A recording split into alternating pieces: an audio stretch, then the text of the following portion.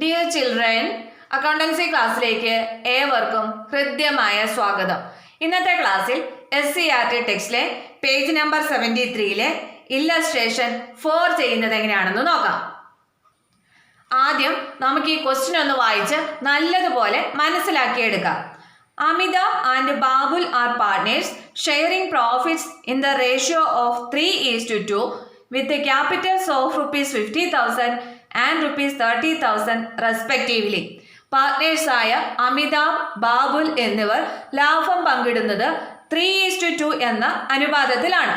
അവരുടെ മൂലധനം യഥാക്രമം 50,000 രൂപയും 30,000 രൂപയുമാണ്. ഇവിടെ അമിതാഭിന്റെ ക്യാപിറ്റൽ 50,000ഉം ബാബുലിൻ്റെത് 30,000ഉമാണ്. Interest on capital is agreed at the rate 6% per annum. Interest on capital agree ചെയ്തിരിക്കുന്നത് 6% ആണ്. Babul is to be allowed an annual salary of ₹2,500. ബാബുലിന് പ്രതിവർഷം 2,500 രൂപയാണ് സാലറി ആയിട്ട് അനുവദിച്ചിട്ടുള്ളത്. അപ്പം ബാബുൽ എന്ന് പറയുന്നത് ഇവിടെ പാർട്ട്ണറാണ്. പാർട്ട്ണർക്കുള്ള സാലറിയാണ് ആനുവൽ സാലറിയാണ്. ശ്രദ്ധിച്ചോളാം, മന്ത്ലി അല്ല, ആനുവൽ സാലറി. പ്രതിവർഷം 2,500 രൂപയാണ് സാലറി ആയിട്ട് അനുവദിച്ചിട്ടുള്ളത്. Manager is to be allowed commission ₹5,000. മാനേജർക്ക് 5,000 രൂപ കമ്മീഷനും അനുവദിച്ചിട്ടുണ്ട്. Amitabh has also given a loan on April 1st, 2019 of ₹50,000 to the firm without any agreement. ഇവിടെ അമിതാഭ് എന്ന് പറയുന്ന പാർട്ട്ണർ 2019 ഏപ്രിൽ 1 ഈ ഫേമിലേക്ക് 50,000 രൂപ ലോൺ ആയിട്ട് നൽകിയിട്ടുണ്ട്. ഇവിടെ 5,000 എന്നാണ്, അത് 50,000 കൺവേർട്ട് ചെയ്യണം. ഇവിടെ അമിതാഭ് ഫേമിലേക്ക് ലോൺ പ്രൊവൈഡ് ചെയ്തിരിക്കുന്നതാണ് 50,000 രൂപ. അതായത് പാർട്ട്ണർ ഫേമിലേക്ക് ലോൺ പ്രൊവൈഡ് ചെയ്തിട്ടുണ്ട് വിത്തൗട്ട് എനി എഗ്രിമെന്റ്. എഗ്രിമെന്റിൽ ഇതിനെക്കുറിച്ചൊന്നും മെൻഷൻ ചെയ്തിട്ടുമില്ല. അതായത് ഈ ലോണിന്റെ ഇൻട്രസ്റ്റോ കാര്യങ്ങളോ ഒന്നും അതിൽ പറഞ്ഞിട്ടില്ല.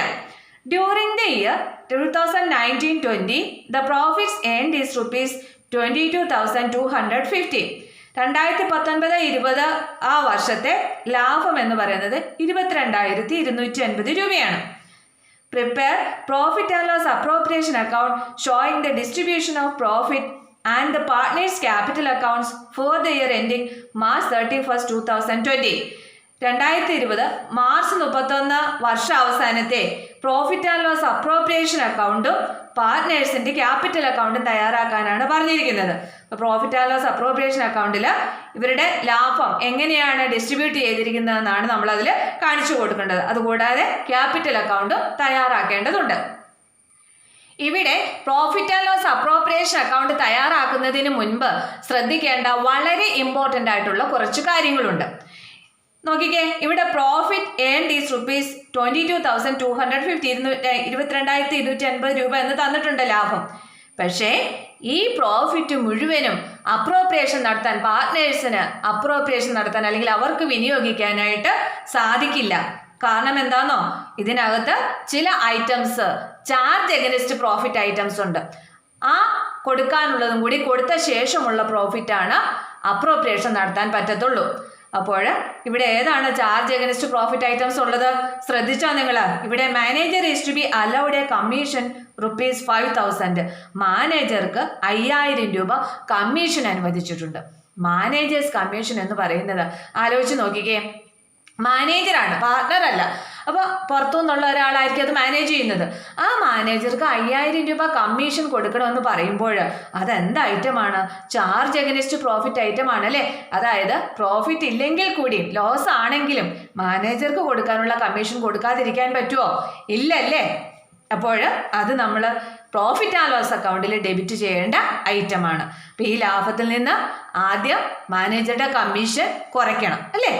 പിന്നെ മറ്റൊരു ഐറ്റവും കൂടിയുണ്ട്. ഏതാണത്? ഇവിടെ നോക്കിക്കേ, അമിതാഭ് എന്ന് പറയുന്ന പാർട്ട്ണർ ഫേമിലേക്ക് 50,000 രൂപ ലോൺ പ്രൊവൈഡ് ചെയ്തിട്ടുണ്ട്.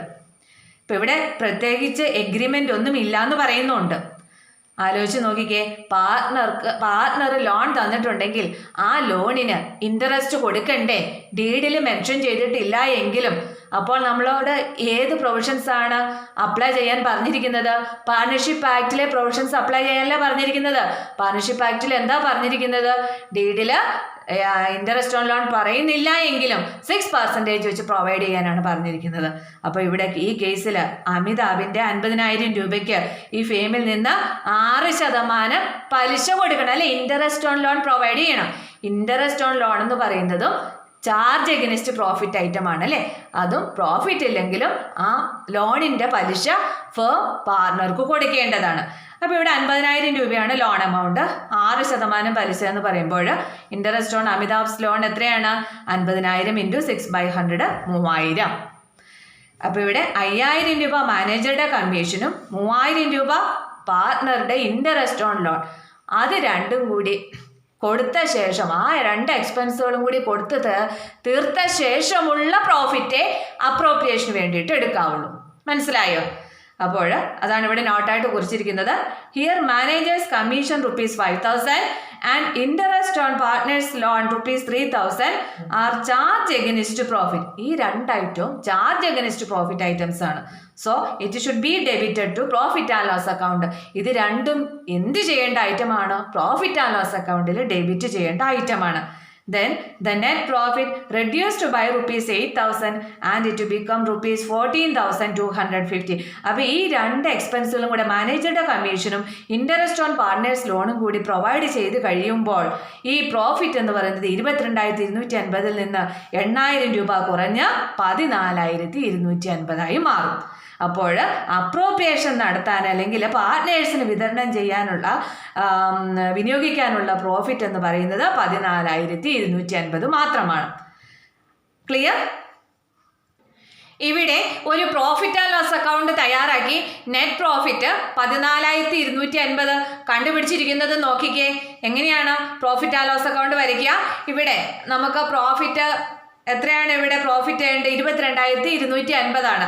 അത് പ്രോഫിറ്റ് ആൻഡ് ലോസ് അക്കൗണ്ടിന്റെ ക്രെഡിറ്റ് സൈഡിൽ 22,250 രേഖപ്പെടുത്തിയിരിക്കുന്നു. പിന്നെ ചാർജ് എഗനസ്റ്റ് ഐറ്റംസ് ആയ മാനേജേഴ്സ് കമ്മീഷൻ 5,000, അതുപോലെ തന്നെ interest on partners loan 6%. Amitabh എന്ന് പറയുന്ന പാർട്ട്ണർ 50,000 രൂപ ലോൺ തന്നിട്ടുണ്ടായിരുന്നു. ആ ലോണിന്റെ 6% പലിശ 3,000. അത് രണ്ടും പ്രോഫിറ്റ് ആൻഡ് ലോസ് അക്കൗണ്ടിൽ എന്ത് ചെയ്തിരിക്കുന്നു? ഡെബിറ്റ് ചെയ്തിരിക്കുന്നു. അപ്പോൾ ഈ ക്വസ്റ്റിനകത്ത് ഈ 2 ഐറ്റം മാത്രമേ ചാർജ് എഗനിസ്റ്റ് പ്രോഫിറ്റ് ഐറ്റം ഉള്ളൂ. ഇനി ഇത് കൂടാതെ റെന്റ് പെയ്ഡ് ടു പാർട്ട്ണർ ഉണ്ടായിരുന്നു എന്ന് വിചാരിക്കുക. അങ്ങനെയെങ്കിൽ അതും എന്താണ്? ചാർജ് എഗനിസ്റ്റ് പ്രോഫിറ്റ് ഐറ്റം ആണ്. അതും നമ്മൾ ഇതുപോലെ പ്രോഫിറ്റ് ആൻഡ് ലോസ് അക്കൗണ്ടിന്റെ ഡെബിറ്റ് സൈഡിൽ രേഖപ്പെടുത്തേണ്ടതാണ്. അതെല്ലാം ആ എക്സ്പെൻസുകളെല്ലാം കൊടുത്ത ശേഷമുള്ള പ്രോഫിറ്റ് ആണ് അപ്രോപ്രിയേഷന് വേണ്ടിയിട്ട് ഉപയോഗിക്കാവുള്ളൂ. അപ്പോൾ ഇവിടെ നോക്കുക. അപ്പോൾ ഇനി ദെൻ ടോട്ടൽ ചെയ്യുക, ബാലൻസ് ചെയ്യുക. 22,250, അതിൽ നിന്ന് ഈ 8,000 രൂപ കുറഞ്ഞു കഴിഞ്ഞാൽ 14,250 രൂപയാണ് നെറ്റ് പ്രോഫിറ്റ് കിട്ടുന്നത്. ഇനി എന്ത് ചെയ്യണം? Profit and loss appropriation account വരയ്ക്കണം. നമുക്കറിയാം profit and loss appropriation account എന്ന് പറഞ്ഞാൽ പ്രോഫിറ്റ് ആൻഡ് ലോസ് അക്കൗണ്ടിന്റെ എക്സ്റ്റൻഷൻ ആണ്. അപ്പോൾ ഇവിടെ നെറ്റ് പ്രോഫിറ്റ് ആണ്. നെറ്റ് പ്രോഫിറ്റിനെ പ്രോഫിറ്റ് ആൻഡ് ലോസ് അപ്രോപ്രിയേഷൻ അക്കൗണ്ടിലേക്ക് ബ്രോട്ട് ഡൗൺ ചെയ്തിരിക്കുന്നു. ഇപ്പോൾ പ്രോഫിറ്റ് ആയതുകൊണ്ട് P&L അപ്രോപ്രിയേഷൻ അക്കൗണ്ടിന്റെ ക്രെഡിറ്റ് സൈഡിൽ വരുന്നു. ലോസ് ആയിരുന്നെങ്കിൽ എവിടെ പോകുമായിരുന്നു? ഡെബിറ്റ് സൈഡിൽ. അപ്പോൾ ഇവിടെ പ്രോഫിറ്റ് ആണ്. അപ്പോൾ പ്രോഫിറ്റ് നമ്മൾ പ്രോഫിറ്റ് ആൻഡ് ലോസ് അപ്രോപ്രിയേഷൻ അക്കൗണ്ടിലേക്ക് കൊണ്ടുവന്നിരിക്കുന്നു. കണ്ടോ? 14,250 രൂപ. ഈ പ്രോഫിറ്റിനെയാണ് നമ്മൾ അപ്രോപ്രിയേഷൻ നടത്തുന്നത്. ക്ലിയർ?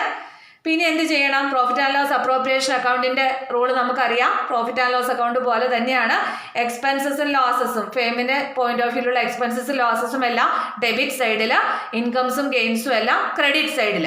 പിന്നെ ഇതിൽ ഉൾപ്പെടുത്തുന്നത് പാർട്ട്നേഴ്സുമായിട്ട് റിലേറ്റ് ചെയ്തിട്ടുള്ള കാര്യങ്ങളാണ്. അതായത് പാർട്ട്ണർക്ക് കൊടുക്കാനുള്ള എമൗണ്ടുകൾ, അതെല്ലാം ഫേമിനെ സംബന്ധിച്ച് വരുന്ന ചിലവുകളാണ്. അതെല്ലാം ഡെബിറ്റ് സൈഡിലും പാർട്ട്നേഴ്സിൽ നിന്ന് ഫേമിലേക്ക് കിട്ടുന്ന എമൗണ്ടുകൾ, അതെന്ന് പറയുന്നത് ഫേമിനെ സംബന്ധിച്ച് ഇൻകം ആണ്. അതെല്ലാം ക്രെഡിറ്റ് സൈഡിൽ.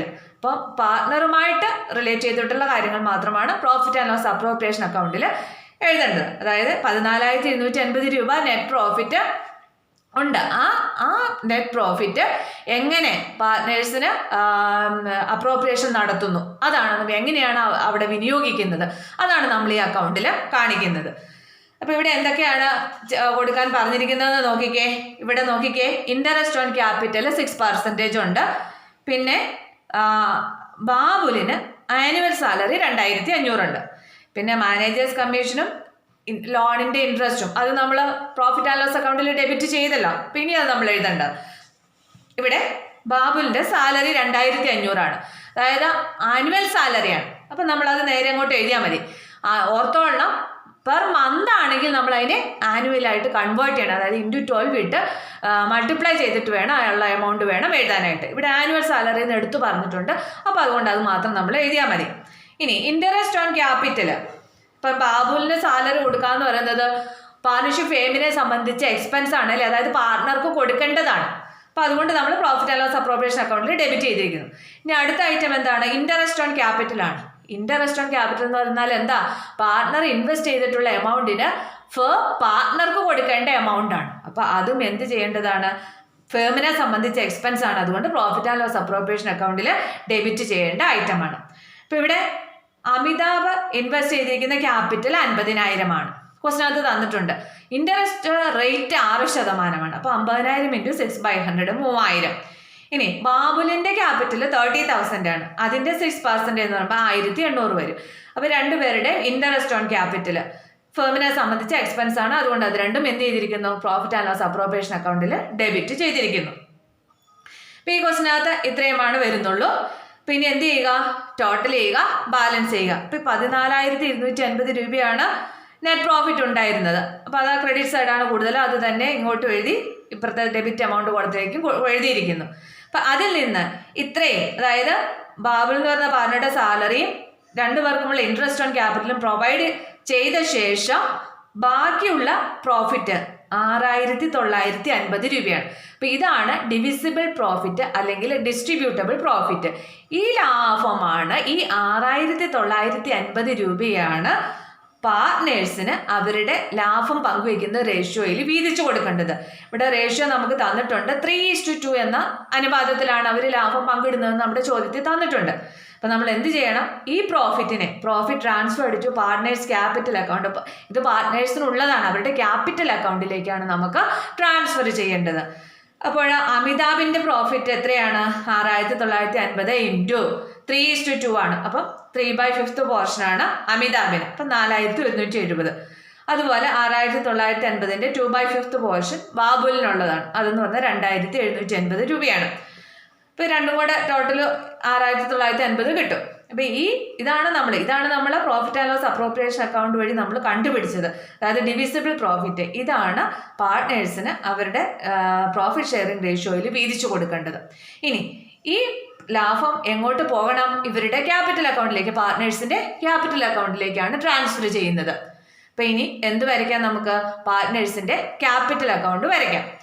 ക്യാപിറ്റൽ അക്കൗണ്ട് വരയ്ക്കുമ്പോൾ ഇവിടെ രണ്ടുപേരുടെയും സെപ്പറേറ്റ് ആയിട്ടാണ് വരച്ചു കാണിച്ചിരിക്കുന്നത്.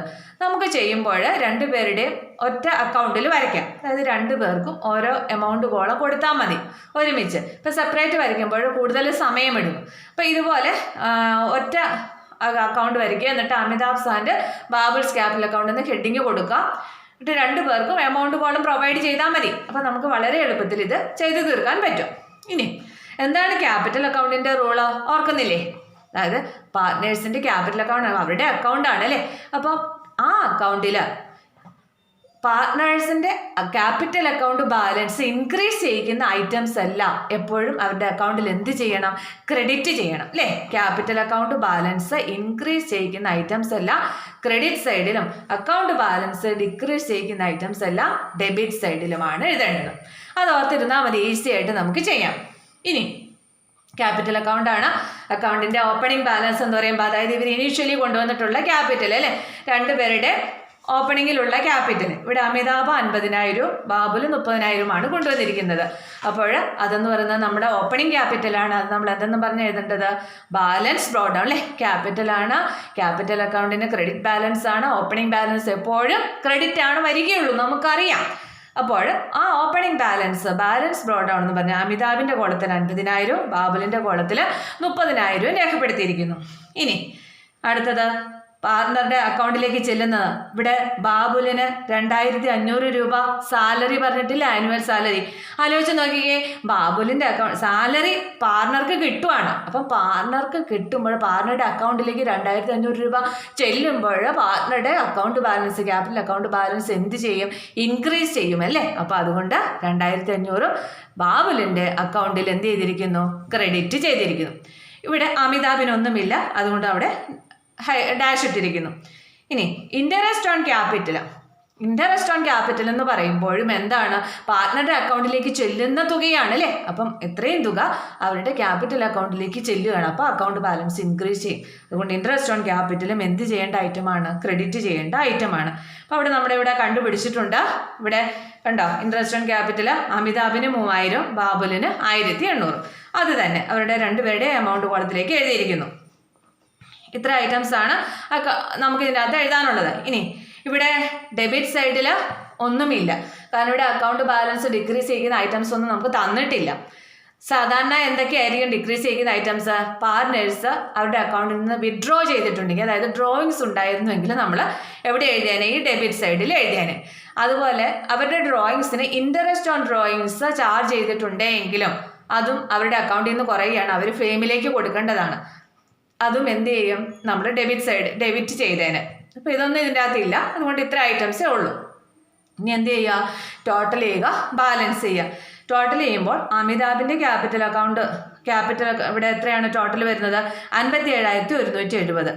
ബാബുലിൻ്റേത് 37,080 വരുന്നു. അപ്പോൾ അത് തന്നെ ഇങ്ങോട്ടും എഴുതിയിരിക്കുന്നു. അപ്പോൾ അവരുടെ ക്യാപിറ്റൽ അക്കൗണ്ടിൻ്റെ ക്ലോസിംഗ് ബാലൻസ് ഉണ്ടാവും. ഓപ്പണിംഗ് ബാലൻസ് ക്രെഡിറ്റും ക്ലോസിംഗ് ബാലൻസും ഡെബിറ്റും വന്നിരിക്കുന്നുണ്ടോ? അപ്പോൾ ക്ലോസിംഗ് ബാലൻസ് ഇവിടെ വേറെ ഐറ്റം ഒന്നുമില്ല. അപ്പം ക്ലോസിംഗ് ബാലൻസ് എന്ന് 57,170 അമിതാഭിൻ്റെയും ബാബുലിൻ്റെത് 37,080 കിട്ടിയിരിക്കുന്നു. അപ്പോൾ ഇങ്ങനെയാണ് ഈ ക്വസ്റ്റ്യൻ വർക്കൗട്ട് ചെയ്യേണ്ടത്. അപ്പോൾ എല്ലാവർക്കും മനസ്സിലായി കാണുമെന്ന് കരുതുന്നു. ഇന്നത്തെ ക്ലാസ്സിൽ ഇത്രയും മതി. Okay, thank you.